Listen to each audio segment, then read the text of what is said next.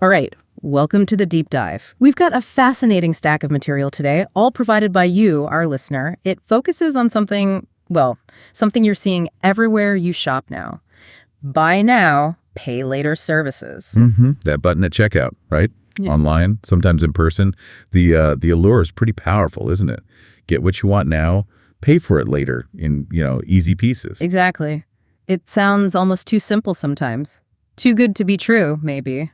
The sources you shared really let us dive deep into how these things actually function. Yeah, why they've just exploded in popularity, especially with younger consumers. Right, and crucially, what that promise of convenience might actually cost you in the end. So our mission with this deep dive, just using the material you send, is really to unpack the truth. We'll look at the growth, the real benefits people see. But also the dangers, right? The stuff that often goes unnoticed. Exactly, and the essential things you need to understand before you click that pay later button. It's kind of a wild evolution when you think about it. From the old layaway plan, remember that? Yeah. So slow, you paid over time before getting the item. Right, very different. Now it's this slick digital system. The product is yours instantly. It's just huge now, particularly, like you said, Gen Z, millennials. But yeah, like you hinted, there's always more beneath the surface than just that initial convenience factor. Definitely. Let's really dig into what these sources are telling us. Okay, so let's start at the beginning. Where did this whole idea even come from? Your source material traces it back to something familiar. It does, yeah. It points straight back to layaway. Popular way back in the 50s, 60s, you'd pick something out, make these regular small payments. And only when it was fully paid off could you actually take it home. Exactly. It was slow, pretty low risk, a way to save up, basically. Kind of the opposite of today's impulse click. So BNPL is like that, but supercharged. That's a really good way to put it. The sources call it a turbocharged digital version. The key difference is immediate possession. You get the item right now. Instantly. And then you pay it off in installments, usually over a really short time, like 4 to 6 weeks. That speed, that instant access, that's the game changer. And the names are everywhere now. Klarna, Afterpay, Affirm, Zip. They've built these massive companies around this. Huge. And they've used technology to make it incredibly smooth right there at checkout.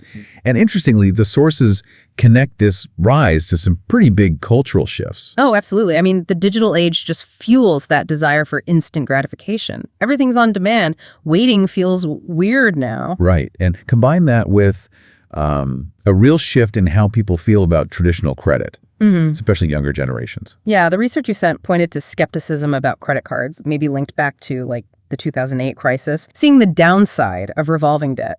That seems plausible, and BNPL markets itself cleverly against that. It's pitched as this transparent, often interest-free alternative. So it feels like a smarter way to manage your money than a high-interest credit card, especially when, social media is constantly showing you stuff you need right now.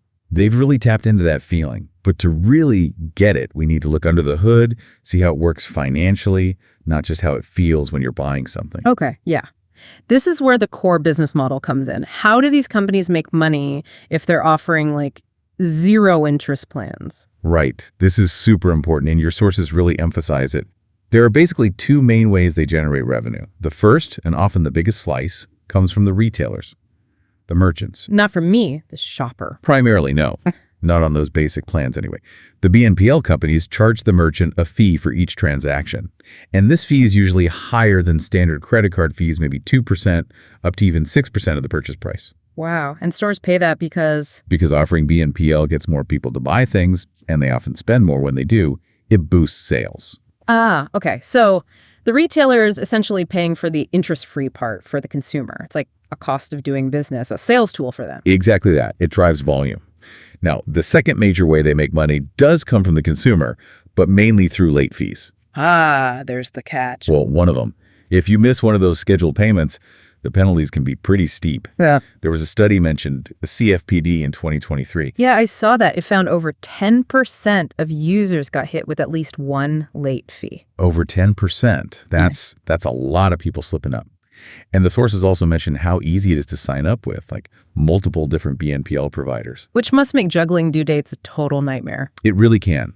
And while those common short-term plans, pay in 4 are often interest-free. Yeah. It's really important to realize that some BNPR options offer longer terms, months, maybe years. Okay. Those almost always charge interest. And the APRs, the annual percentage rates, can be surprisingly high, sometimes up to 30%, similar to credit cards. So interest-free isn't always the case. That story you sent about Sarah, the graphic designer in Lahore, that really illustrated this. She started using it for clothes, thinking it helped her budget. Yeah, she's a perfect sort of cautionary tale from the material. She felt like she was being smart, spreading out the cost, but it was so easy to use different apps. She just kept adding purchases. Exactly. It didn't feel like taking on big debt because each payment was small, more like a little weekly bill than a loan payment. But the reality was she was stacking up debt across several platforms without really noticing the total, and she ended up owing, 50,000 rupees? Yeah, and then she missed payments because she just lost track. And bam, it hit her credit score. It just perfectly shows how the convenience, the fragmentation can hide the real amount you owe. That shadow debt idea the sources mentioned? Precisely. Debt that's easy to ignore because it's in small, frequent chunks. That friction of making a big purchase, it's just gone. Makes it way too easy to buy things, maybe things you wouldn't buy if you had paid all up front. Okay, so we've hit the mechanics, the potential problems, but obviously people are using these services a lot. What are the actual real benefits that the sources point out? Well, used responsibly, they can be genuinely useful.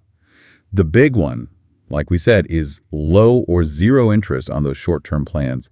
That's super appealing compared to credit card APRs. And getting approved is usually easier, right? Often just a soft credit check. Yeah, initially for many plans, that soft check doesn't typically ding your credit score like applying for a new credit card might. Yeah. That accessibility is a huge draw. So it makes bigger items feel more affordable, breaks them into payments that fit your budget, and it's just so smooth online, even in some physical stores now. Incredibly smooth.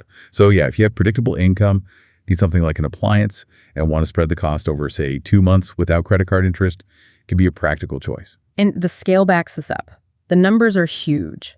Statista said global BNPL topped $300 billion in 2024. $300 billion. Yeah, it's not niche anymore. It's a massive global thing. And it's not just Western markets. Your sources mentioned big growth in places like Pakistan. QisstPay being used for electronics, fashion, even education fees. Education fees, yeah. That's definitely something to think about. And that survey finding 65% of 18 to 35-year-olds seeing BNPL as smarter than credit cards. That perception is powerful. It really shows how it's positioned itself. Modern controlled payment. And it does meet real needs, especially for people who might be underbanked, who don't have easy access to other forms of credit. Okay, so that's the upside. Accessibility, control, convenience. But now we need to really face the dark side, the risks, the reality as the sources dig into. And this is where that ease of use can flip and become a real problem. The biggest issue seems to be what the sources call debt creep and just overspending. Because the payments feel small. Exactly. And you get the dopamine hit of the purchase now without the pain of seeing a big chunk of money leave your account. So it's incredibly easy to make multiple small purchases on different apps. And you just lose track of the total debt. Totally. And maybe you buy stuff you don't really need, stuff you'd have skipped otherwise. That Lending Tree survey was stark. 30% of U.S. users regret a BNPL purchase. Wow, nearly 1 in 3. That statistic alone is a wake-up call. It really should make you pause. Then there's the whole regulatory side of things. The sources highlight a pretty big difference compared to traditional credit. How so? Well, historically, BNPL has operated in this kind of lighter regulatory zone compared to credit cards or bank loans in many countries. And what does that mean for you, the consumer? Potentially fewer protections, maybe less clear information about fees, especially those late fees. And here's a big one. Most BNPL providers don't report your good payment history, your on-time payments to the major credit bureaus. So using it responsibly doesn't usually help you build a positive credit history. Generally, no. Not with the typical short-term plans. But guess what does get reported? Missed payments. You got it. Missed payments can absolutely end up with collection agencies and reported to credit bureaus, hurting your score. So there's downside risk to your credit, but often no upside reward for being responsible. That seems unbalanced. It does. Though it's worth noting some longer-term BNPL plans do involve a hard credit pull when you apply, which can impact your score, just like applying for other credit. And this regulatory gap isn't universal. The sources mention the UK and EU are starting to tighten things up. Yes, as of 2025, more oversight is coming in there. But in other places, like Pakistan, as mentioned in your material, comprehensive laws are still lagging. That leaves consumers a bit more exposed, maybe with less standardized terms or fewer options if things go wrong. Okay. Beyond the financial and credit score stuff, the sources also talked about a psychological impact. Yeah, this was really interesting. That easy access, feeling like you've got free money, can actually create a lot of stress down the line. Like the anxiety of juggling all those different payments. Exactly. People describe feeling trapped by this constant cycle of payments due, worrying about missing a date because they're using 3 different apps. It becomes a real mental burden. And I imagine the guilt or shame if you do miss a payment or default. That adds another layer. Absolutely. It moves beyond just dollars and cents into affecting your actual well-being. A heavy hidden cost for some people. So where is this all headed? Looking forward, based on the trends in the material, especially around May 2025. Well, BNPL is embedding itself even deeper. Apple Pay Later, expanding globally, puts it right in the phone wallet for millions. Super convenient. And huge platforms like Amazon and Shopify, they're offering their own native BNPL tools now, built right in. So it's becoming almost unavoidable at checkout. And that detail about exploring BNPL for essential bills and Pakistan utilities, school fees, that's quite a development. It is, and it raises big red flags from experts cited in your sources. On one hand, yes, it offers access for people struggling with big lump sums, but using short-term finance, potentially with high fees if you slip up, for recurring necessities, that could really trap lower-income users in debt cycles. It's a serious concern. What other trends are on the horizon? Definitely expect more regulation worldwide. Governments are playing catch-up. We'll likely see pushes for more transparency, maybe caps on late fees, and crucially, pressure for BNPL companies to report good payment behavior to credit bureaus. That would be a game changer, letting people actually build credit with it. It really would. The sources also suggest that as the industry matures, maybe facing more scrutiny, we might see apps adding more financial wellness features. Like budgeting tools or better reminders. Yeah, maybe even some kind of financial coaching built in, things to help users actually manage the debt they're taking on. That seems vital given how easy it is to stack things up, and that trend towards essentials still feels worrying. It's the one experts seem most concerned about. It shifts BNPL from maybe financing a want to financing a need, and that's a riskier proposition if your income isn't stable. Now, it's important we also touch on the counterpoints in the sources. It's not all doom and gloom, right? Not at all. The material is clear. It's way too simple to just label all BNPL users as irresponsible. For lots of people, especially in developing economies. Where getting a regular bank loan or credit card is tough. Exactly. For them, BNPL might be one of the only ways to get access to any kind of credit. Critics sometimes ignore that it's filling a genuine gap for underserved populations. That's a really important nuance. So the expert consensus seems to be more about finding a balance. Yeah, that's the takeaway from the sources. Push for transparency from providers, limit excessive fees, really promote responsible use, and invest big time in educating consumers about how it actually works. Which brings us right back to you, the listener, and why we did this deep dive. Yeah, your sources hammer this home. BNPL services are tools, like any tool, right? Super helpful if you use them correctly, know what you're doing. But they can cause real problems if you misunderstand them or get carried away. Absolutely. That convenience is seductive. Falling into that shadow debt trap, piling up small debts across different apps that don't feel like big loans, it's incredibly easy to do. And it can snowball fast if you're not watching closely. Real financial stability, the sources suggest, comes from making informed choices, being mindful about spending, not just finding clever ways to delay payment without understanding the full picture. Letting that short-term ease undermine your long-term financial health. That's the big risk here.